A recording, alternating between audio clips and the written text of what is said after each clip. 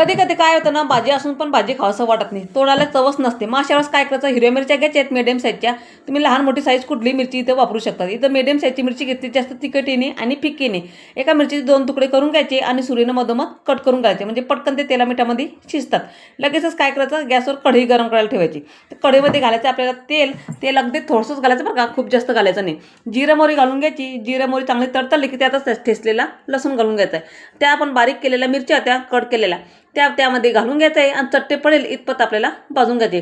लगेच त्यामध्ये आपल्याला 1 चमचा हळद घालून घ्यायची आणि चांगलं परतून घ्यायचं. तुम्ही त्यामध्ये शेंगदाण्याचं कूट पण वापरू शकता किंवा तिळाचं कूट पण वापरू शकता भाजून.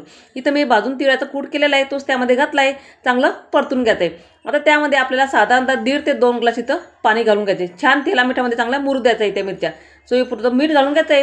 आता शिजल्यानंतर हे भाजी घट्टच होते. तुम्ही भाजी म्हणा का चटणी म्हणा, अगदी जबरदस्त लागते. कोथिंबीर घालून घ्यायची आणि 3 ते 4 मिनिटं चांगलं शिजू द्यायचं. मिरच्या पण चांगल्या मुरल्या जातात पोटामध्ये. आता लगेच ताट करायला घ्यायचं. तुम्ही पोळीसोबत खा का भाकरीसोबत खा.